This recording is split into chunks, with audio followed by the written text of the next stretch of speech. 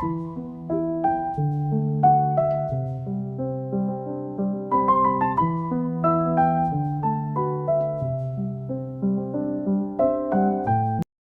xonasidan chiqib, sochiqqa o'ranib yotoqxonamga kirdim. Xona jimjit, ammo g'alati darajada dim edi. To'shagimda kiyimlarisiz, qandaydir yirtqichdek jilmayib. Mening o'z qaynotam yotardi. Qo'limdagi sochiq yerga tushib ketdi. Men baqirmoqchi bo'ldim, lekin ovozim chiqmasdi. Qochishga urinma, dedi u xotirjamlik bilan. Qaynonangga uzoq uxlaydigan dori ichirganman. U senga kirmaydi. Endi sen faqat meniksan. O'sha tunda mening qizlik, kelinlik, insonlik g'ururim abadiy tuproqqa qorildi. Assalomu alaykum, sirlarini tun qorong'usida o'z qalbida qulflab yashaydigan, sabotli va dardli azizlarim. Qalbining tubida aytilmagan so'zlari, yashirin jarohatlari bor insonlar, hikoyachi Momo kanali sizni yana bir mudhish va ochiq iqrorga chorlaydi. Bugun men sizga ota-ona oriyatini deb o'zini do'zax oloviga ongli ravishda otgan, ammo oxir-oqibat o'z kulidan qayta tug'ilgan ayolning faryodini so'zlab beraman. Qulayroq joylashib oling.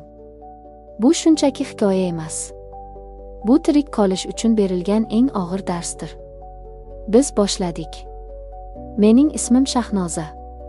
Toshkent viloyatining So'lim bir qishlog'ida ota-onamning erkatoyi bo'lib katta bo'ldim. Ular qattiqqo'l, o'z obro'sini hamma narsadan ustun qo'yadigan, el-yurt oldida bularning qizi undoq ekan, bundoq ekan degan gaplardan o'lgudek qo'rqadigan odamlar edi. Kunlarning birida bizning mahallamizdagi eng boy, eng ko'zga ko'ringan oilalardan biri, qo'shnimiz Qahhor akaning uyidan menga sovchi keldi. Qahhor aka katta savdogar, uning o'g'li Aziz esa shifokor yigit edi. Hamma menga havas bilan, ba'zilar hasad bilan qaradi. Shahnoza tayyor qasrga tushdi-ya, deyishdi. Ota-onam darhol rozi bo'lishdi. Men qandaydir xavotirda bo'lsam-da, ular oqil, o'qimishli odamlar, yomon bo'lmas deb o'yladim. Tez orada juda katta dabdabali to'y bo'lib o'tdi. Men Aziz bilan yaxshi munosabat o'rnatdim, u juda sokin va e'tiborli yigit edi. Ammo bizning baxtimiz, asalli kunlarimiz atigi 3 oy davom etdi.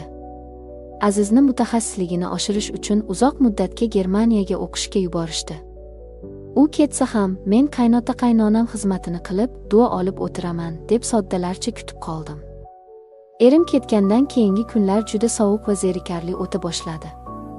Qaynonam doim o'zining dugonalari bilan qandaydir tadbirlarda bo'lardi.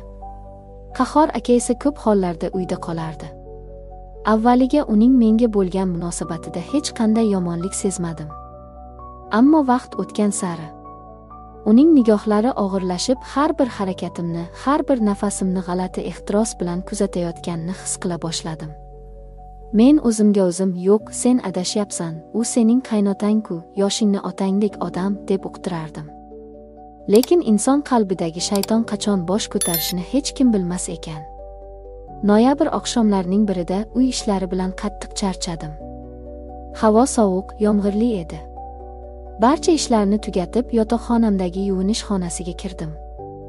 Issiq suv ostida charchoqlarimni chiqarib, ancha vaqt qolib ketdim. Suvning shovqini tufayli tashqaridagi hech qanday ovozni eshitmadim. Sochlarimni artib, xalatimga o'ranib, yotoqxonaga chiqdim. Xonaning chirog'i xira qilib qo'yilgandi. Karavotimda Qahhor aka yotardi. Men qotib qoldim. Qo'limdagi sochiq yerga tap etib tushdi. Badanimdagi qon go'yoki muzlab qolgandek bo'ldi. Men avvaliga tushunmadim, balki kasal bo'lib qolganmikin, adashib kirib qoldimikin degan ahmoqona o'y o'tdi xayolimdan. Dadajon, ahvolingiz yaxshimi? Nimadir kerakmi deb arang so'radim tizzam qaltirab. U menga indamay, yuzida g'alati, odamning qonini muzlatib yuboradigan, yirtqichona bir tabassum bilan tikilib turardi. Shunda u o'rnidan sekin turdi. Men qo'rqib ketdim va darhol eshik tomonga qarab yugurdim. Eshik qulflangan edi. Ichkaridan kalit olinib, uzoqqa tashlangan ekan. Men devorga qisilib, nafas ololmay qoldim. Qahhor aka sekin qadamlar bilan menga yaqinlashdi. Bilasanmi, Shahnoza, dedi u past, xirillagan ovozda. Men seni uzoq vaqt kuzatdim. Sen hovlida yurganda sening har bir harakating meni aqldan ozdirardi. Sen mening yoshligimni, yo'qolgan olovimni eslatasan. O'g'lim seni o'zi tanlagani yo'q. Men seni o'g'limga olib berdim. Chunki senga har kuni qarab yurish, sening yonimda bo'lishingni xohladim. Bu razil, dahshatli so'zlardan mening miyam yorilib ketay derdi. Bu qanday ifloslik? Dadajon, Xudodan qo'rqing. Men sizning keliningizman. O'g'lingizning omonatiman deb baqirmoqchi bo'ldim, lekin ovozim chiqmasdi. U qattiq kulib yubordi. O'g'lim hozir uzoqlarda. Qaynonang esa u hozir shunday qattiq uxlab yotibdiki, hatto tepasida to'p otsang ham uyg'onmaydi. Men uning choyiga yetarlicha uxlash dorisi qo'shganman. Bu uyda hozir faqat ikkimiz bor biz. Faqat sen va men. U mening sochimdan qattiq changallab o'ziga tortdi. Men baqirib uni itarib yubormoqchi bo'ldim. Lekin u shunday kuchli, shunday yovvoyi ediki. Men yig'lar, yolvorar, Xudoni chaqirardim. Iltimos, bunday qilmang, sharmanda bo'lamiz. Akalarim biladi deb yalinardim. Ammo uning ko'zlari qonga to'lgan, u hech nimani, hech kimni eshitmasdi. O'sha tunda u meni nafaqat ayol sifatida nomusimni toptadi, balki inson sifatida o'ldirdi. U mening yuzimga, qalbimga shunday iflos balchiq tortdiki, men o'zimni osib yubormoqchi bo'ldim. Tong otdi. Qahhor aka xotirjamgina kiyimlarini kiyib, menga hatto bir marta ham qaramay xonadan chiqib ketdi. Xuddi oddiy suv ichgandek. Men butun vujudim zirqirab og'rigan holda ko'rpaga o'ralib uzoq yig'ladim. Men bu uyda bir soniya ham qola olmasdim. Kiyimlarimni shosha-pisha kiydim. Narsalarimni sumkaga to'ldirdim va bu iflos qafasdan yugurib chiqib ketdim. Manzilim faqat bitta edi, ota-onamning uyi. Ular meni himoya qiladi, meni qutqaradi deb o'yladim. Ertalab soat 6larda uyga kirib bordim. Ota-onam meni ko'rib hayron bo'lishdi. Shahnoza, tinchlikmi bolam? Nega erta tongdan sumka bilan kelding, dedi onam xavotirga tushib. Men yig'lab onamning quchog'iga o'zimni otdim. Lekin bor haqiqatni aytishga tilim bormadi. Qanday qilib aytaman? Meni qaynotam zo'rladi deb qanday qilib aytaman? Men faqat, ona, men u uyda boshqa yashay olmayman, dildilim og'riyapti, siqilib ketdim, deya oldim xolos. Birozdan so'ng dadam va akalarim xonaga kirishdi. Ular mening ko'z yoshlarimni emas, faqat qo'limdagi sumkani, ya'ni ularning obro'siga tushishi mumkin bo'lgan dog'ni ko'rishdi. Dadam qoshlarini chimirib, bu nima qiliq, qizim? Eshikdan kecha qanday chiqqan bo'lsang, faqat o'liging qaytib kelishi kerak u yerdan. Ering yo'qligida qaynota-qaynonangni xizmatini qila olmaysanmi? Or-nomusimizni yerga urmoqchimisan? Mahallada nima degan odam bo'lamiz, dedi qattiq va asabiy ohangda. Akalarim ham dadamni qo'llab-quvvatlashdi. Bora qol, singlim. Sal narsaga arazlamagin. Biz senga o'sha yerdan tirik chiqma deb oq fotiha berganmiz. Yana qanday sharmanda qilmoqchisan bizni? Men lol qoldim. Demak, mening hayotim, mening nomusim ularning el oldidagi quruq obro'sidan, yuzsiz g'ururidan arzonroq ekanda. Men ularga nima bo'lganini tushuntirsam ham, ular baribir meni aybdor qilishlarini, o'zing shunga sabab bo'lgansan, deyishlarini o'sha soniyada aniq tushunib yetdim. Ovoz chiqarmay boshimni egdim. Xo'p, dadajon. Kechiringlar, dedim jonsiz ovozda. Men o'z ota-onam tomonidan, o'z akalarim tomonidan tiriklayin jallodning quliga qaytarib yuborildim. Sumkamni ko'tarib, yana o'sha qon va ifloslik hidi anqib turgan uyga kirib bordim. Qaynonam meni ko'rib jilmaydi. Voy kelinposhsha, uyingizni sog'inib yugurib ketib qoldingizmi erta tongdan? Qahhor aka esa choy ichib o'tirgan joyida menga qarab ayyorona, g'olibona ko'z qisib qo'ydi. U mening hech qayerga bora olmasligimni, mening ortimda hech kim yo'qligini mendanda yaxshi bilardi. O'sha kundan boshlab mening hayotim muntazam ravishda davom etadigan do'zaxga aylandi.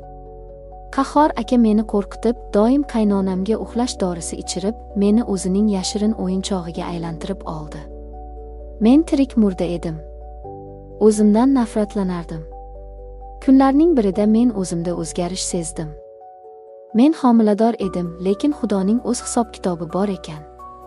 Aziz o'qishdan muddatidan oldin kutilmaganda qaytib keldi. Uyda hamma xursand. U meni sog'inganini meni quchoqlab mehribonlik qildi. Keyin esa u mening homilador ekanligimni bildi. Aziz qotib qoldi. Uning rangi oppoq qog'ozdek oqarib ketdi.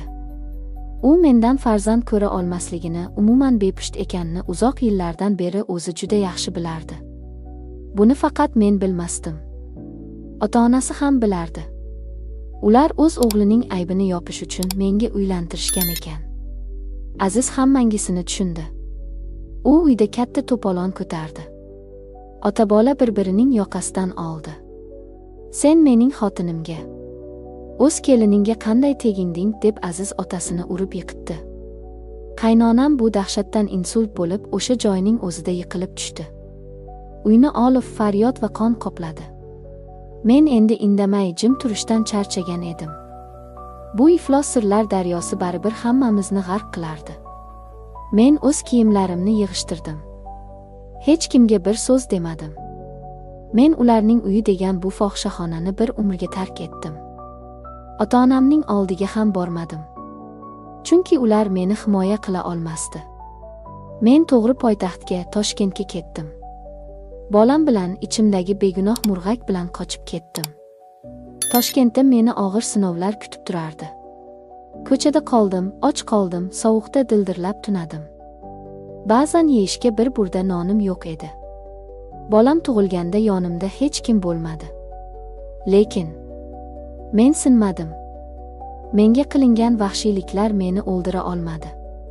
Aksincha, ichimda shunday qattiq po'lat irodani uyg'otdiki, men hamma narsani noldan, poldan yuvishdan boshlab qurdim. Oradan yillar o'tdi. Men oddiy farroshdan tortib kichik do'kon sotuvchisi bo'ldim. Ishladim, pul yig'dim. Hozirda poytaxtda o'zimning kichik, lekin shinamgina tikuvchilik sexiga egaman. O'zimni va bolamni bemalol boqa olaman. O'zbekistonning hamma burchagidan mijozlarim bor. Men endi o'sha kaltak yeb, yig'lab o'tiradigan Shahnoza emasman. Men o'z hayotimning, o'z qadrimning xo'jayiniman. Eshitishimcha, Qahhor aka qamalibdi. O'z qilmishlari uchun emas, qandaydir moliyaviy jinoyatlar uchun. Aziz esa uzoqqa bosh olib ketib yuboribdi. Ularning uyi qabristonga aylanibdi.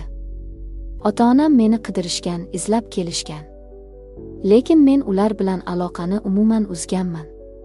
O'z bolasining ko'z yoshidan obro'sini ustun ko'rgan insonlar mening hayotimda boshqa bo'lmasligi kerak. Aziz ayollar, opa-singillarim, sizlarga yuzlanib aytaman. Jamiyatning uyat bo'ladi, nima degan odam bo'lamiz, degan zaharli so'zlari uchun hech qachon o'zingizni, o'z insonligingizni qurbon qilmang. Hech qaysi an'ana, hech qaysi qoida sizning nomusingizdan, sizning erkinligingizdan ustun turmaydi. Sabr qilish bu o'zini xo'rlatish, gunohga rozi bo'lish degani emas. Siz ojiz emassiz. Sizda qanchalar katta kuch borligini faqat qora jarlikning tubiga tushgandagina bilasiz. Va o'sha kuch sizni yorug'likka tortib chiqadi.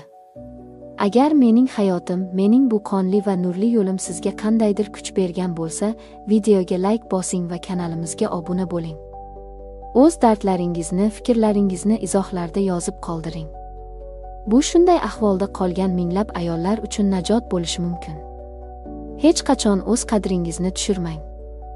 Oldinga yuring va faqat g'alaba qozoning. Siz bilan Hikoyachi Momo kanali bo'ldi. O'zingizni doim asrang. Xayr.